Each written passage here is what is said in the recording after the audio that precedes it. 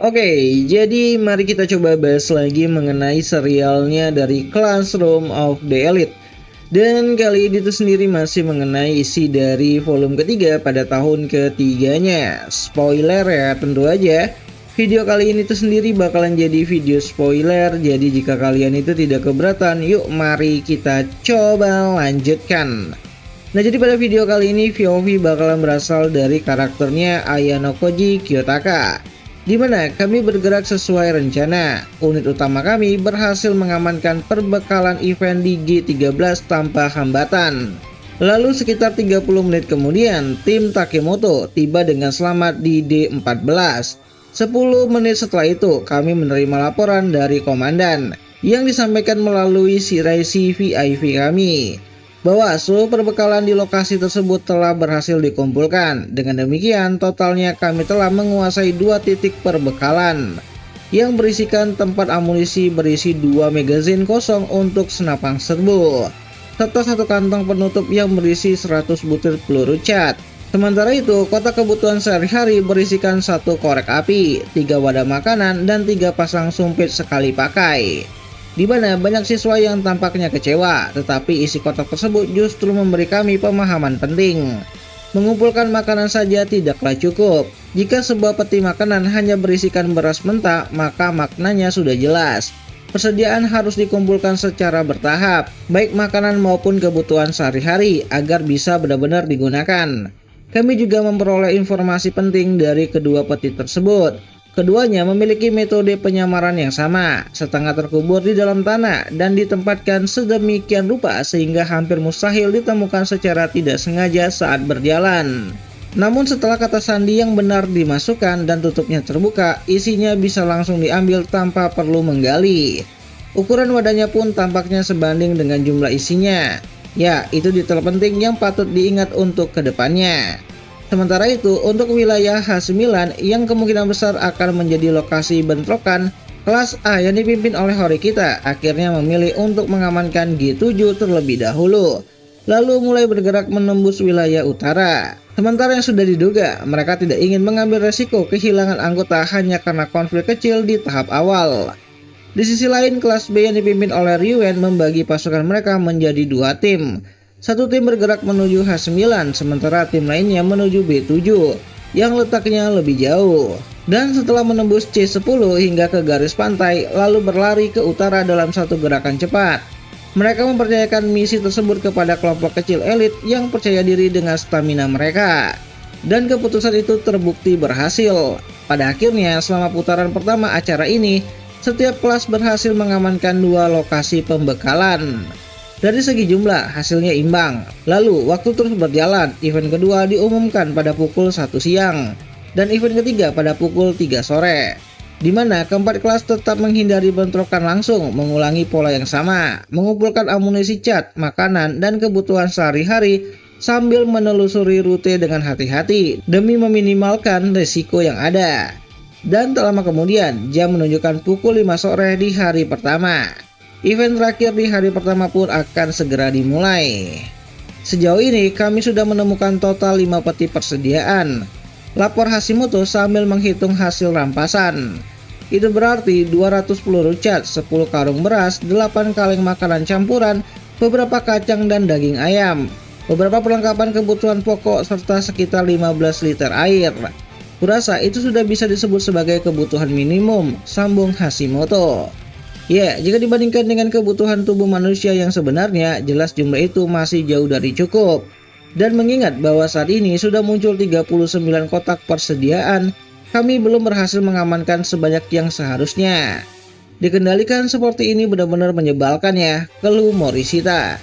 Mereka ini sudah seperti penguntit saja, penguntit sejati, sambung Morishita kembali. Ya, sejak pengejargapan awal, kelas B telah mendirikan markas utama mereka tepat di antara G9 dan G10. Dan mereka sama sekali tidak bergeser dari sana. Posisi itu saja sudah cukup untuk menahan kami di sekitaran markas, membuat kami tak bisa menembus wilayah sekitarnya. Persediaan yang terlihat di sebelah barat milik mereka, persediaan di dekat pusat juga milik mereka. Apapun yang berada dalam jangkauan mereka, semuanya diambil tanpa perlawanan. Sementara itu, pilihan kami terbatas pada lokasi-lokasi yang penuh resiko. Entah area pesisir yang sedikit berada di timur markas kami, atau wilayah selatan yang bahkan lebih jauh lagi. Perkataan Morishita sebenarnya tidak sepenuhnya salah, namun pada akhirnya ini hanyalah hasil dari keberhasilan kelas B dalam melakukan penyergapan. Sebuah posisi yang nyaris sempurna, baik secara strategis maupun geografis. Ayano Koji Kiyotaka, suara Morishita merendah, hampir terdengar dramatis saat menyebutkan namaku. Aku memberimu izin untuk menyerbu sendirian dan memusnahkan pasukan musuh itu, lanjut Morishita. Aku bukan protagonis di film aksi Amerika, jawab Ayano Koji dengan datar. Palingan aku hanya bisa menjatuhkan 2 atau 3 orang sebelum akhirnya kewalahan, sambung Ayano Koji kembali. Hah, hanya segitu? Menyedihkan sekali, ejek Morishita. Kalau itu aku, Amazon dari hutan rimba, pasti sudah mengirim ratusan orang ke liang kubur, jelas Morishita. Ya, kalau itu benar, aku dengan senang hati akan memintanya mengakhiri ujian ini sekarang juga dan membawa kami menuju kemenangan. Bukankah tadi kau menyebut dirimu sebagai Amazon dari hutan lebat, saut Ayano Koji. Ah, cerewet sekali kamu ini. Hutan rimba atau hutan lebat itu pada dasarnya sama saja. Bahkan yang satu terdengar lebih megah, bukan? Harusnya itu justru jadi peningkatan, ucap Morishita. Sebenarnya aku tidak sepakat, tapi berdebat lebih jauh hanya akan membuang-buang waktu. Jadi aku mengangguk dan membiarkannya begitu saja, pikir Ayano Koji. Mengesampingkan saran dari Morishita yang aneh itu, ucap Matoba yang tak mampu menyembunyikan kekesalannya saat kaki kanannya berulang kali mengetuk tanah. Bukankah ada cara agar kita bisa menerobos ke sana? Bagaimana kalau kita memaksa keluar? Ucap Matoba dengan nada kesal. Itu akan jadi bencana, jawab Hashimoto. Melancarkan serangan dari pihak kita sama saja dengan bunuh diri. Dan bahkan jika kita berhasil menerobos, kemana sebenarnya kita akan pergi? Menuju utara, kelas A akan menyambut kita di sana. Menuju timur, kelas D akan menyambut kita juga. Kita akan terjebak di antara mereka, dan kelas B akan mengejar kita dari belakang. Dan saat itu tiba, tidak akan ada jalan keluar, jelas Hashimoto. Mungkin kelas A dan kelas D tidak ingin terluka dan akan membiarkan kita lewat begitu saja, gumam Matoba yang mencoba memahami gagasan itu. Tentu, mereka akan lebih suka menghindari pertengkaran, kata Hashimoto. Tapi coba pikirkan, kita akan menerobos masuk ke event yang mereka amankan dengan aman. Apakah kamu benar-benar berpikir mereka akan tersenyum dan berkata, "Hei, mari kita bagi persediaan ini 50-50 seperti teman baik," ucap Hashimoto. Ya, jika kita berada di posisi mereka, kita akan menyingkirkan kelas manapun yang terlalu mendekat, tanpa ragu-ragu. Di mana Matoba tampaknya sampai pada kesimpulan yang sama setelah penjelasan dari Hashimoto barusan, melalui decikan kecil di lidahnya. Sialan, kita benar-benar terjebak dalam situasi di mana kita hanya bereaksi terhadap segalanya. Jadi bagaimana? Apakah kita hanya menunggu mereka melakukan langkah selanjutnya? Tanya Matoba. Jika mereka cukup baik hati untuk menyerbu, kita bisa memanfaatkan medan perang itu untuk keuntungan kita sendiri, jawab Ayano Koji. Tapi mereka tidak bodoh untuk berjalan ke dalam jebakan. Mereka akan mempertahankan keunggulan jumlah di pihak mereka selama mungkin, jelas Ayano Koji kembali. Ya, saat mengatakan itu keheningan mulai terasa mencekam, menyelimuti kelompok dari kelas C saat kenyataan pahit itu diungkapkan. Ya, berusaha untuk memecahkan kesuraman sebelum menjadi terlalu mencekam, Hashimoto mulai melirik ke bawah ke arah ranselnya. Namun, mengatur ini masih sulit dikelola bahkan bagi kami. Kelas dengan 40 orang akan sangat kesulitan saat ini, ucap Hashimoto. Ya, dengan bekal yang kami terima di awal ujian dan yang kami kumpulkan sejak event terjadi, kami bisa bertahan hidup di hari pertama. Tetapi jika kejadian di hari berikutnya tidak menawarkan lebih banyak persediaan, keadaannya akan semakin sulit. Ya, kondisi setengah hancur memang membuat situasi pangan menjadi lebih mudah, gumam seseorang. Meskipun begitu, kata Matoba, itu tidak mengubah kerugian yang kita alami, karena 3 kelas lainnya bisa mengumpulkan perlengkapan dengan santai. Lanjut Matoba kembali. Kelas D saat ini memimpin dengan 10 kotak persediaan, diikuti oleh kelas A dan kelas B dengan masing-masing 9 kotak. Bahkan jika hanya mempertimbangkan makanan saja, kami sudah tertinggal lebih dari 1 kotak. Dan pada saat pukul 5 sore, saat kami berdiri di area G12, event terakhir hari itu pun diumumkan. Totalnya ada 9 lokasi. Serius, jumlahnya paling sedikit hari ini, dan itu pun di penghujung hari. Aku tidak akan menyebutkan lokasi-lokasi ini ramah bagi kita, sama sekali tidak, ucap Sanada, sang analis kami. Ya, sambil menyesuaikan kacamatanya dengan satu tangan dan menunjuk peta dengan tangan lainnya, kami mulai memindai opsinya. Adakah lokasi yang bisa kita capai tanpa berpapasan dengan pengawasan ketat dari kelas B? Tidak ada, ucap Sanada. Ya, satu-satunya kemungkinan adalah di D12 dan I10. Dan keduanya penuh resiko. Kemungkinan terdekat berikutnya adalah G8, yang berarti harus melewati para penguntit kita dengan susah payah. Ya, pada kenyataannya kami hanya memiliki 2 target lokasi event untuk diambil, namun keduanya tidak aman sama sekali. Kelas B mungkin tidak berniat membiarkan kita lolos, jadi ini adalah tempat-tempat di mana kita pasti akan bersaing. Kita hanya akan seimbang jumlahnya jika mereka membagi pasukan mereka menjadi 2. Jika mereka memusatkan pasukan mereka di satu sisi, kita tidak punya peluang sama sekali. Lalu bagaimana kalau kita lari ke timur dan mencoba peruntungan? Saran Matoba, yang menolak untuk meninggalkan ide melarikan diri dari wilayah selatan. Kelas D ada di N12 sekarang ini kan? Kamu menyadari bahwa jika kita terjebak dalam jebakannya, situasinya akan menjadi lebih buruk daripada yang sudah ada. Itulah mengapa kita hanya bisa berdoa agar itu tidak terjadi. Tapi berdoa bukanlah sebuah strategi. Di mana situasi kami saat ini sangatlah buruk. Tetapi pilihan untuk melarikan diri ke timur bukanlah hal yang mustahil. Masalahnya adalah apa yang akan terjadi selanjutnya. Begitu kita melakukan gerakan itu, kelas B akan langsung mengejar kita. Dan ketika kita perlu berlari lagi, satu-satunya pilihan yang tersisa adalah menyeberangi pegunungan, medan yang berbahaya dan penuh rintangan. Berapa banyak siswa di kelas C yang sebenarnya bisa menyeberang dan sampai ke timur laut? Dan bahkan jika mereka berhasil, apa yang akan menunggu mereka di sana? Keuntungan apa yang akan kita dapatkan di sana? Itu adalah rencana yang runtuh begitu diteliti secara seksama. Tapi mengesampingkan pertanyaan tentang posisi jangka panjang, masalah mendesak saat itu adalah pasokan. Bahan-bahan yang muncul di area D12 dan I10 adalah makanan. Hal itu saja sudah membuat mereka mustahil untuk diabaikan, pikir Ayano Koji.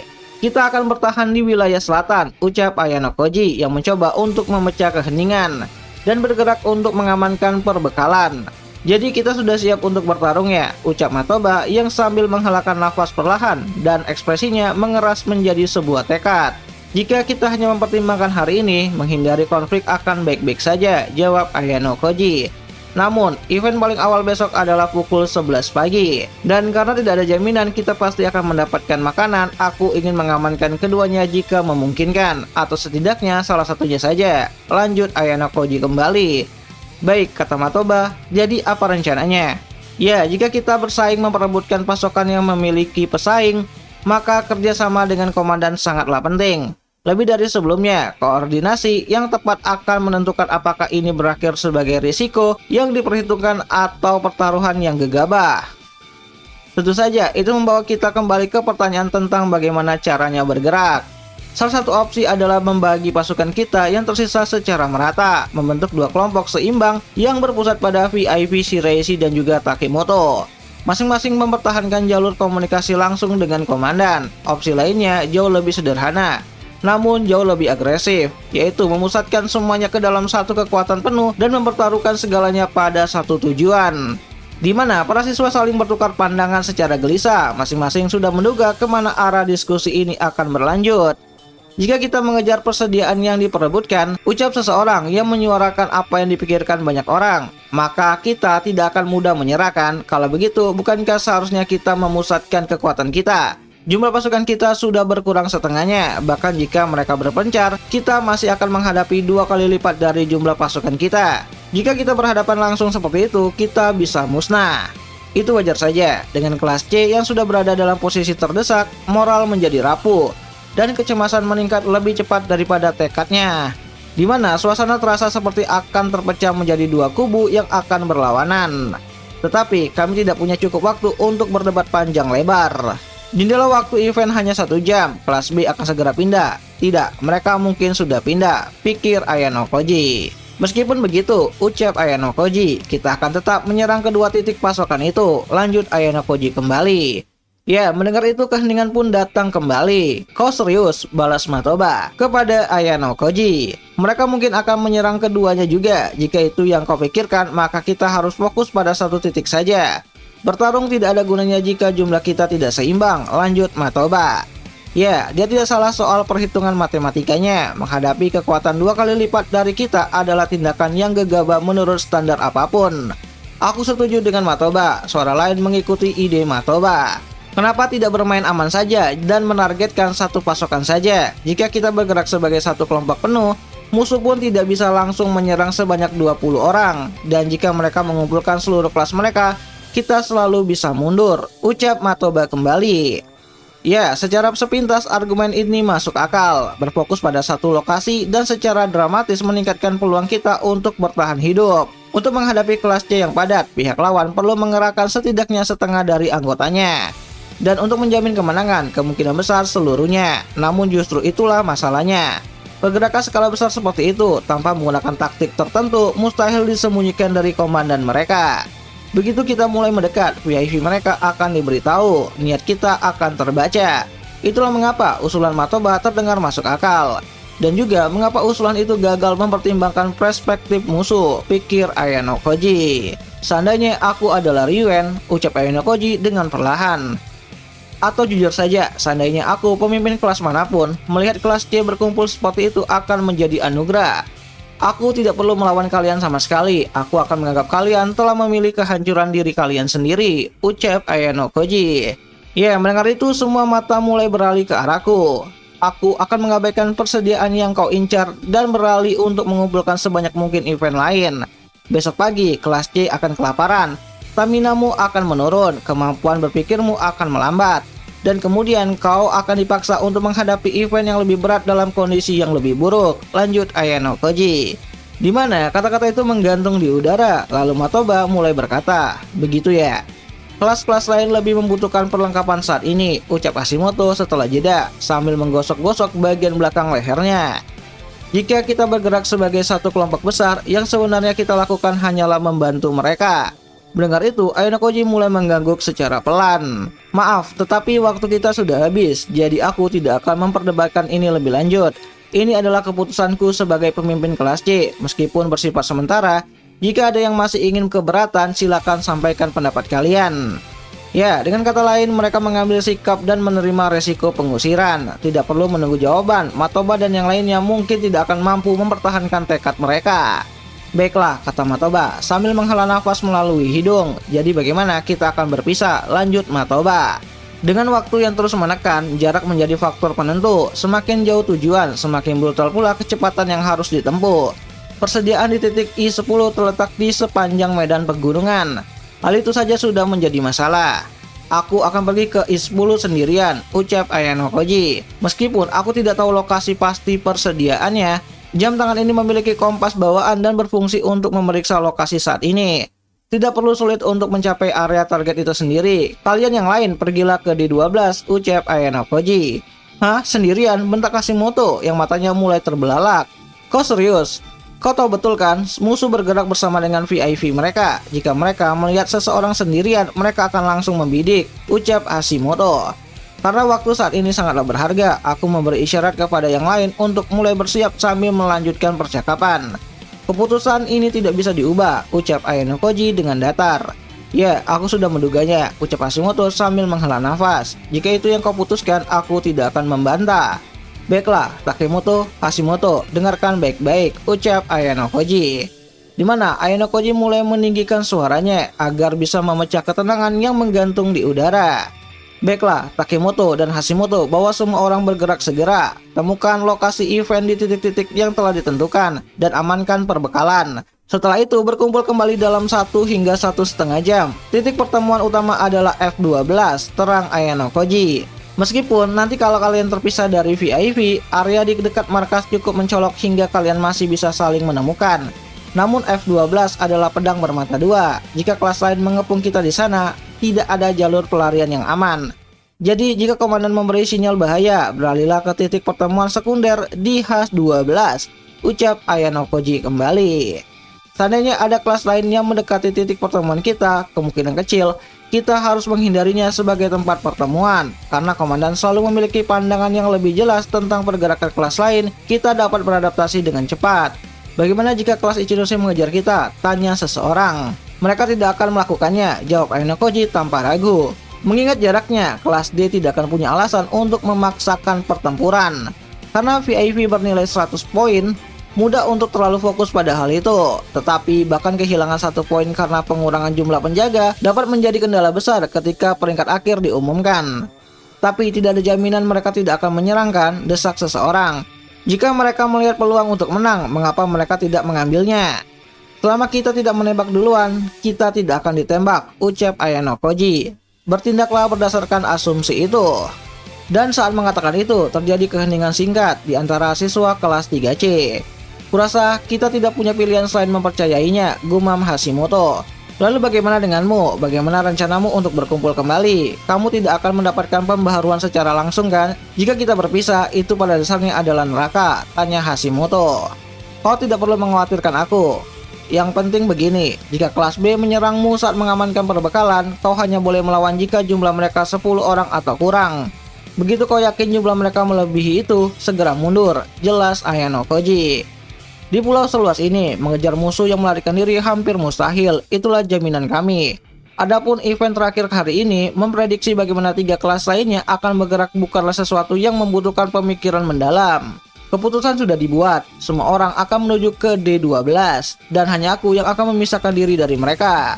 Menargetkan kecepatan ke area I-10, menghilang ke dalam hutan yang semakin lebat saat matahari mulai terbenam di Cakrawala. Tuh, jadi itulah kelanjutan dari isi volume ketiga pada tahun ketiganya Classroom of the Elite. Dimana jika kalian suka dengan konten seperti ini, kalian bisa bantu aku dengan cara tulis di kolom komentar. Bang, lanjut bang, nanti akan aku coba lanjutin ceritanya. Dan akhir kata, itu ajalah dulu mengenai video singkat kali ini. Dimana jika ada yang salah aku minta maaf, dan sampai jumpa di pembahasan video yang lainnya. Jane.